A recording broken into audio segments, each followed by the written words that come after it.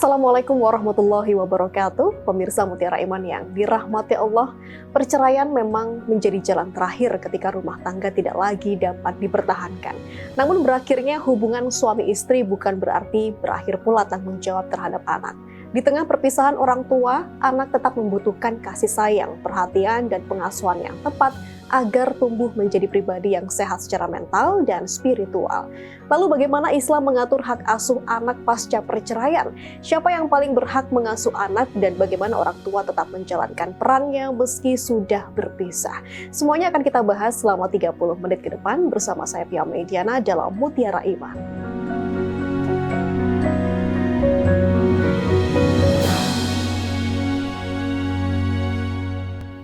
Dan dalam kesempatan kali ini sudah hadir bersama saya penyuluh agama Islam KUA Jenggawah Kantor Kementerian Agama Kabupaten Jember, Ustazah Faridatul Gufronia. Assalamualaikum Ustazah, apa kabar? Salam, alhamdulillah sehat. Alhamdulillah, terima kasih sudah kembali hadir di Mutiara Iman. Ketiga kalinya ya Mbak. Alhamdulillah, sehat selalu ya. Alhamdulillah.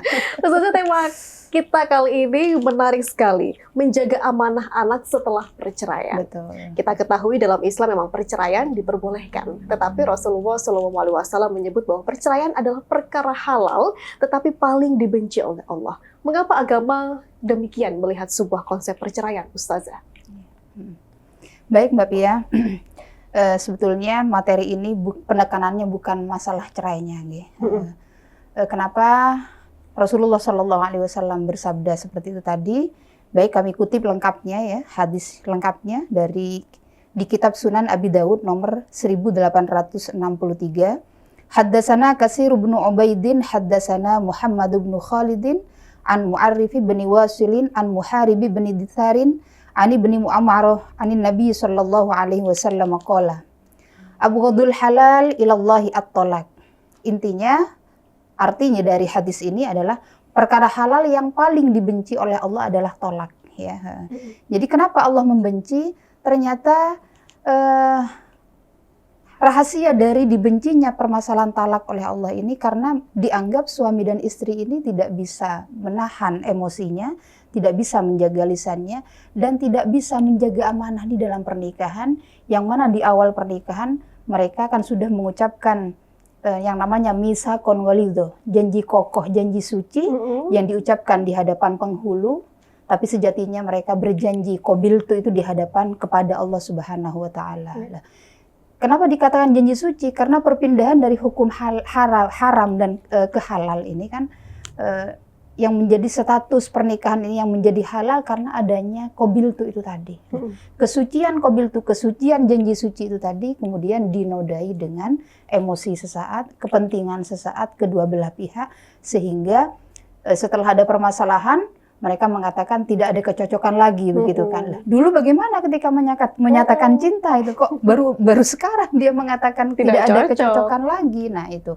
Jadi itu yang Allah tidak suka. Jadi mereka sudah menodai amanah pernikahan yang suci itu tadi, Mbak Pia. Ya. Maka permasalahan dalam rumah tangga ini, apapun yang terjadi dalam rumah tangga, jangan sampai solusi satu-satunya adalah talak. Masih banyak solusi-solusi yang lain yang lebih arif, yang lebih bijak, yang lebih menyelamatkan kedua belah pihak, bahkan kesemisal sudah anak, lebih menyelamatkan keselamatan anak itu tadi, bukan hanya keselamatan fisiknya, tapi keselamatan lahir dan batin si anak itu tadi, karena dalam masa tumbuh kembangnya. Seperti itu. Ya. Jadi itulah yang alasan kenapa Allah paling membenci talak itu tadi. Jadi apalagi suami, jangan mudah mengatakan talak gitu kan. Karena kalau suami mengatakan talak satu kali saja, secara otomatis dengan diniatkan ya, maka jatuhlah talak. Tapi berbeda dengan perempuan. Kalau perempuan mau bilang talak, minta talak beberapa kali pun nggak ada pengaruhnya. Kuncinya di suami ya? Betul. Tapi kalau laki-laki mengatakan talak satu kali saja langsung jatuh karena dia sudah diniati. Mestinya suami ini harus berpikir beribu-ribu kali karena konsekuensi panjang daripada talak ini sangat luar biasa. Ya, karena kalau suami talak ya, untuk menikah kembali dia bisa gitu kan. Tapi kalau istri harus ada masa iddah. Masa iddah ini harus ada masa menunggu untuk bisa menikah kembali dengan orang lain. Berapa gitu. lama Ustazah masa itu? Macam-macam Mbak Bia. Kalau perempuan yang masih aktif haidnya ya, kemudian ditalak oleh suami, maka dia masa iddahnya adalah salah satu kuru, 3 kali sucian. Cara menghitungnya haid suci, haid suci, haid suci begitu. Permasalahannya ini kan siklus haidnya perempuan nggak sama. Iya. Ada yang normal, ada yang kadang siklus haidnya itu 2 bulan sekali, 3 bulan sekali lah. Kasihan yang seperti ini gitu. Sementara dia masih produktif dan seterusnya lah ya. Kemudian yang kedua pasti yang Mbak Bia sebutkan tadi, anak.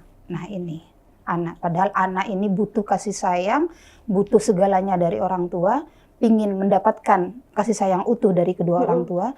Ketika orang tua sudah memutuskan bahwa pernikahan tidak bisa diselamatkan lagi ini, nah inilah yang sangat menyebabkan psikis anak ini sangat terganggu. Sehingga banyak kita temui anak yang menjadi korban perceraian itu kalau masih dini, maka pasti labil, cuman dia nggak bilang, cuman mungkin sering dia merenung atau bahkan yang biasanya ceria dia nggak ceria lagi. Terjebak dalam kebingungan ya. Itu ya. Dia mau ngomong ke siapa, dia belum waktunya menghadapi permasalahan besar seperti itu, yang semestinya dia mendapatkan belayan kasih sayang yang utuh dari orang tua, tidak dia dapatkan sejak dini. Nah ini yang sangat menggoncang kejiwaan anak Mbak Pia. Iya, gitu. Sebuah poin yang bisa kita dapatkan dengan perceraian, kebanyakan pasangan ini merasa sudah selesai urusannya dengan suami ataupun istri. Tetapi ada satu hal yang ini tidak bisa luntur ketika mereka memutuskan untuk memiliki anak dan pada akhirnya bercerai, ada tanggung jawab yang tidak hilang di sana. Kita akan ulik lebih jauh di segmen berikutnya, tapi kita rehat sejenak Ustazah. Dan saudara jangan kemana-mana, Mutiara Iman akan segera kembali.